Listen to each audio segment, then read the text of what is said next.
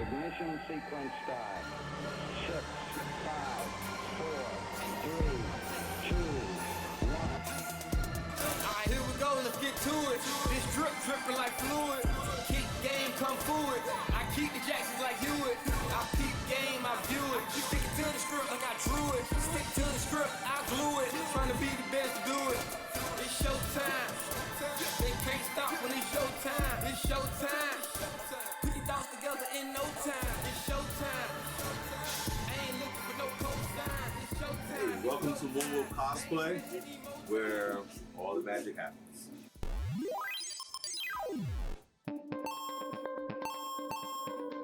MoonwolfCosplay 出身不明ランク血塗られた暗殺者スペシャルスキル 3D プリントの達人そして武器のエキスパート格闘スタイル強砲2点一流剣術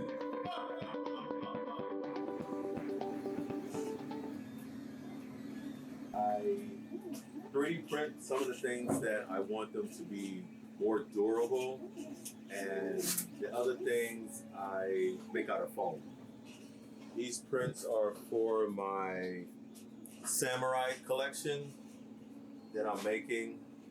Trying to make a name for myself with the samurai stuff. I used to live in Japan for like 3 years. So they had onis and samurais and all kinds of things around. And samurais back in the days would, get up to a rank, or I guess they would be so dangerous and so feared, they would be called onis. So I took that part of it and incorporated it into my mifa. This was the crest that I came up with, for, the clan that, this oni, or the samurai, he comes from. The one thing I really like that I did is, I don't know if you can see this here, is the back plate for the samurai. So, I designed this to drape across the back down to protect the from the shoulder blades to the tailbone. But not only that, of course, hammering it home, this is what it will look like from behind. I use a program called Kira. Oops, sorry. So I use Kira to do any of the send the prints to my 3D printer. So these are the bores that I did. So the program I use to tinker it is called Tinkercad. This here was supposed to be my short weapon to carry while I'm in the parade. You can use any software for slicing, the Cura, Simplified 3D, and stuff like that. Since I'm new to 3D printing, to make something, I chose Tinkercad because it's simple. It's a beginning, it's, a baby step of what you want to make. I found this design here, added teeth, horns on it, put some scratches on his face, marks like he was, people were cutting him. And it came out pretty good. Put some holes in them and stuff like that, and it came out pretty good. So, the making of stuff is pretty simple when you finally get the hang of it. My original plan was to make a character from a Japanese manga and cartoon called Garo. And he had a horse, and he was a samurai. And he fought against demons. And I wanted to do it, and I was going to bite the bullet and pay for the file to download and print. Well, I was commissioning some other stuff and printing some stuff, and my 2 printers went down. And I was thrown behind by a month waiting on parts. So I was like, I'll just make one myself, model it myself, because I can't claim somebody else's work and be like, I'm pretty good. So what I did was got there and got this horse from a lady in Wisconsin. Had it shipped over, and it cost me $207 shipping. The horse itself was $200, and this horse here will get a whole lot of armor, get all the full treatment of a samurai, and return to the battlefield to battle once again. So, well, oh, and it makes noise and lights up. Whoa.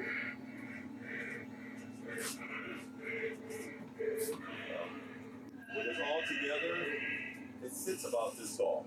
So this is a foam piece, and you see here, has accents of a 3D print. Where I found this on Thingiverse, and asked the lady if I could incorporate this into my costume. She said, "Go ahead."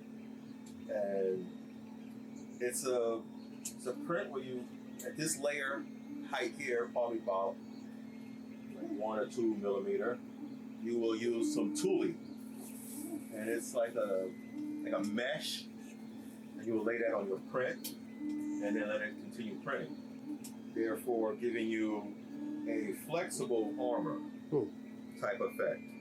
So when you're incorporating these together, you have to make sure it sticks. Certain items don't like to stick to each other. That's one thing that you have to, do some research, go on chat groups and find out. So with the horses, I had to heat them up. The seahorse, I had to heat them up and bend them, so they'll bend with the armor. So it's pretty, and it's lasted. It's probably about a year old. Wow. Now. So would you say you started working with foam before you switched to? Yes. Okay. And my foam work, as you saw over there on the big kanabo, that mask that's on the Beta Ray Bill mask was clay, and had to do the whole negative and positive of it, where I made I cast it, and then I had to recast it to get the liquid latex inside. One thing that will help a lot of people with cosplaying is mannequins. If you can buy a mannequin or make your own mannequin, duct tape mannequin, that would be awesome, so that you can see what your character look like instead of putting the item on, looking in the mirror, because you can't really see every detail. Put it on a mannequin, you can get all around it. Storage is a fun thing for a cosplayer. As they make stuff piles up. This is Spawn, and bring that one out. This is the original Blue Oni. Back when my skills were up to snuff. He had a bucket for a head, and I had cut my dreads at the time, so I took all my dreads and glued them to the bucket. It was a mess, but it got me noticed. So this is my second version of Spawn. This is foam to look like a pouch for his leg. This is cape. These here, I saw a comic book, and they drew, and he had different gauntlets than he had in the normally when he first came out. And I like these. This is different, so I want always want to be different, stand out. So I made these, and I made it on a fly, just looking at the picture once, and I said I can do this. How you gonna make it puffy? Well, you just puff it up, and then you stick it on while it's still puffy. So it's flexible still, but it still has that effect of being raised. I like making muscle suits. I'm not a big guy, so these here is pretty cool. And this is the first time that I made a mask out of foam. So, you know, this was, I like the character. And you don't see too many spawns at a convention. Until this new movie comes out, and they're going to see 50 million spawns. And then I got to move along to something else. What's the timetable on like building something out of foam versus the 3D print? So 3D print, you said, was about a month from, you know. I would say, once again, depends on the size, the detail, and things of that nature. But I think foam crafting is a bit faster. It's instant. Whatever you do, you see it right then and there. A 3D print, even though you designed it so, you might not have seen something, and now it's permanent.